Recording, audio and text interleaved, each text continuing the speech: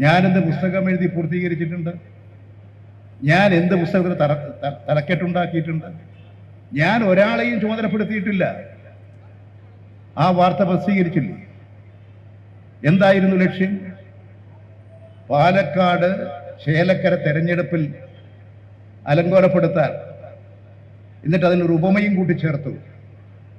മുൻപ് നെയ്യാറ്റിൻകര തെരഞ്ഞെടുപ്പ് നടക്കുന്ന അവസരത്തിൽ VS രമയെ കാണാൻ പോയതുപോലെ ഒരു സംഭവമായി ചിത്രീകരിച്ച് ആ പുസ്തകത്തിനകത്ത് പാർട്ടിക്കെതിരായിട്ടും പാലക്കാട് സ്ഥാനാർത്ഥിക്കെതിരായിട്ടും എഴുതി വെച്ചിട്ടുണ്ട് എന്ന് പറഞ്ഞ് വാർത്ത കൊടുത്തില്ലേ? എനിക്ക് പാലക്കാട് സ്ഥാനാർത്ഥിയെ ഞാൻ അതിനു മുമ്പ് കണ്ടിട്ടേ ഇല്ലായിരുന്നു, എനിക്കറിയില്ലായിരുന്നു. ഇത്രയും എഴുതി പ്രചരിപ്പിക്കുന്ന എന്ത് അടിസ്ഥാനത്തിലാണ്? ഇതിൻ്റെ എല്ലാം കാര്യങ്ങളെക്കുറിച്ച് കുറേ കാര്യം എനിക്ക് മനസ്സിലാക്കാൻ കഴിയുന്നുണ്ട്. ഞാൻ എൻ്റെ ജീവിതത്തിൽ ഒട്ടനവധി ആക്രമണങ്ങൾ അഭിമുഖീകരിച്ചിട്ടുണ്ട്. ഒട്ടനവധി വ്യക്തിപരമായിട്ടുള്ള ആക്രമണങ്ങൾ, പത്രമാധ്യമങ്ങൾ ഉപയോഗിച്ചുകൊണ്ടുള്ള ആക്രമണങ്ങൾ, അടിസ്ഥാനരഹിതമായ ആരോപണങ്ങൾ. ഒരു കാര്യം, ഞാൻ സംശുദ്ധനാണ്. എൻ്റെ മടിയിൽ ഒരു ഖനവുമില്ല. ഞാൻ അഴിമതിരഹിതമായ ഭരണം നടത്തിയിട്ടുള്ളൊരു മന്ത്രിയായിരുന്നു. സംശുദ്ധമായിരുന്നു എൻ്റെ ഭരണം. ആ ഗവൺമെന്റ് സംശുദ്ധമായിരുന്നു. ഇടതുപക്ഷ ഗവൺമെന്റ് സംശുദ്ധമാണ്. എത്രമാത്രം അടിസ്ഥാനരഹിതമായ ആരോപണങ്ങളാണ് ഉന്നയിച്ചത്. ഞാൻ പിന്നെ ഈ ആരോപണത്തിൻ്റെ പിന്നാലെ പോകാൻ ഞാൻ ആഗ്രഹിക്കുന്നില്ല.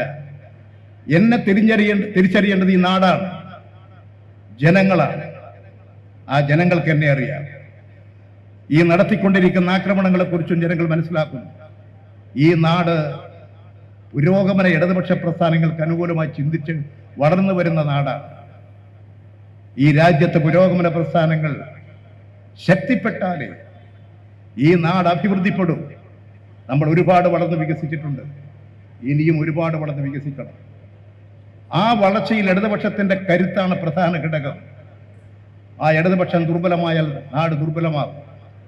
ആ ഇടതുപക്ഷത്തിന്റെ കരുത്തിൽ ഞാനും ഒരു ചെറിയ സംഭാവന ചെയ്യുന്നു. ആ സംഭാവന ചെയ്യുന്ന കരുത്തിനെ തകർക്കുക. പലരും ചോദിച്ചു, എന്തുകൊണ്ടാണ് നിങ്ങളോട് മാത്രം ഇങ്ങനെ? എന്നോട് മാത്രമൊന്നുമല്ല. ഞാൻ യഥാർത്ഥത്തിൽ ആ കാര്യം എന്നോട് ചോദിക്കുന്നവരോട് തന്നെ ഞാൻ പറഞ്ഞു. ഈ കേരളത്തിന്റെ മുഖ്യമന്ത്രി പിണറായി അദ്ദേഹത്തെ വ്യക്തിഹത്യ നടത്തിയതുപോലെ ഏതെങ്കിലും ഒരാളെ വ്യക്തിഹത്യ നടത്തിയിട്ടുണ്ടോ ഇതിനു മുമ്പ്? അഴീക്കോടനെ കുറിച്ച് ഒരുപാട് കാര്യങ്ങൾ പറഞ്ഞിരുന്നില്ലേ? ആനന്ദകൃഷ്ണ, കണ്ണൂർക്കാർക്കൊക്കെ അറിയാം. ആനന്ദകൃഷ്ണ മോട്ടോഴ്സ്, നമ്മുടെ മരിച്ചുപോയ ശ്രീ നാരായണൻ, അദ്ദേഹത്തിൻ്റെതാണ്. ചുവന്ന ബസ്സാ ആനന്ദകൃഷ്ണ ബസ്. അത് അഴീക്കോടന്റെ ബസ്സാണെന്ന് പറഞ്ഞിട്ട് അഴീക്കോടനെ കുറ്റവിചാരണ നടത്തിയില്ലേ? ആ അഴീക്കോടനെ കുറിച്ച് എത്രമാത്രം തെറ്റായ കാര്യം പ്രചരിപ്പിച്ചിരുന്നു. അദ്ദേഹം മരിച്ചപ്പോഴോ ഈ പ്രചരണം നടത്തിയവരാരെങ്കിലും ഞങ്ങളെന്ന് പറഞ്ഞത് തെറ്റാണെന്ന് പറഞ്ഞോ? എന്താണ് അതിൻ്റെയൊക്കെ അടിസ്ഥാനം? ഇടതുപക്ഷ വിരുദ്ധ ഒരു അവസ്മാരമാണ്. അതുകൊണ്ട് തന്നെ അടിസ്ഥാനരഹിതമായ ആരോപണങ്ങൾ ഉന്നയിച്ച് പ്രസ്ഥാനത്തെ തകർക്കുക. ഞാനിവിടെ ശോഭ സിറ്റിയിലെ കാര്യങ്ങളും ഞാൻ വലിയ ഗൗരവമായി എടുത്തിട്ടില്ല. എന്തുകൊണ്ടാണ്? കേരള പാർട്ടി സെക്രട്ടറിയായി പ്രവർത്തിച്ചുകൊണ്ടിരുന്ന പിണറായി വിജയന് തൃശ്ശൂരിൽ ബംഗ്ലാവുണ്ടെന്ന് പറഞ്ഞൊരു വീടിന്റെ പടം, ഒരു ഗൾഫിലുള്ള ഒരു വലിയ ബിസിനസ്മാന്റെ വീടിന്റെ പടമെടുത്ത് ഈ മാധ്യമങ്ങൾ പ്രചരിപ്പിച്ചിരുന്നില്ലേ? പണം കൊടുത്തിരുന്നില്ലേ? അദ്ദേഹത്തിന്റെ കുടുംബത്തിലെ ആരെങ്കിലും വെറുതെ വിട്ടിട്ടുണ്ടോ? സ്ത്രീകളെ വെറുതെ വിട്ടിട്ടുണ്ടോ? ഭാര്യയെയും മക്കളെയും വെറുതെ വിട്ടിട്ടുണ്ടോ? ഞങ്ങൾ ഇതൊക്കെ അഭിമുഖീകരിച്ചുകൊണ്ട് തന്നെയാണ് വളർന്നിട്ടുള്ളത്. ഞങ്ങൾക്കൊന്നേയുള്ളൂ, തെറ്റ് ചെയ്യരുത്. ഞങ്ങളുടെ രാഷ്ട്രീയം, ഞങ്ങളുടെ പ്രത്യയശാസ്ത്രം അതാണ്. ജനസേവനമാണ് നമ്മുടെ ലക്ഷ്യം.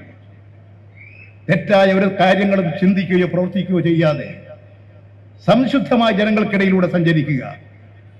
തീർച്ചയായും നമുക്ക് വിജയം കൈവരിക്കാൻ സാധിക്കും.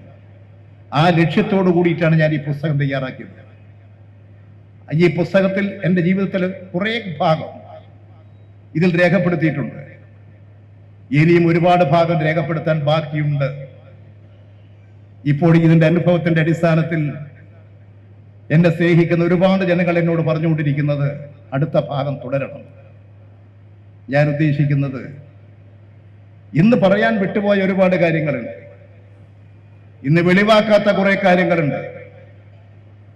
ആ കാര്യങ്ങളെക്കുറിച്ചും ജനങ്ങൾ അറിയേണ്ട സമയത്ത് അവരെ അറിയിക്കണം. അതുകൊണ്ട് തന്നെ ഒരു പുസ്തകം ഒരിക്കൽ കൂടി ഇതിൻ്റെ ഒരു തുടർച്ച എന്നുള്ള നിലയിൽ ഒരു ജീവിതത്തിൽ എനിക്ക് ഇന്ന് പറയാൻ കഴിയാതെ വന്ന കാര്യങ്ങൾ പറയുമ്പോഴാണ് കൂടുതൽ കാര്യങ്ങൾ മനസ്സിലാക്കുന്നത്. എന്ന് മാത്രമല്ല, ഈ പുസ്തകം പുറത്തു വരുമ്പോൾ പലരും അവരുടെ ജീവിത അനുഭവങ്ങളുമായി പങ്കുവെക്കാൻ മുന്നോട്ട് വരുമെന്ന് എനിക്കറിയാം.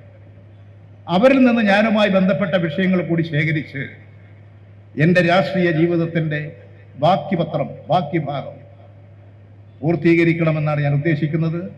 ഇപ്പോഴത്തെ പുസ്തകത്തിൽ ഒരു ചെറിയ ഭാഗമേ വന്നിട്ടുള്ളൂ.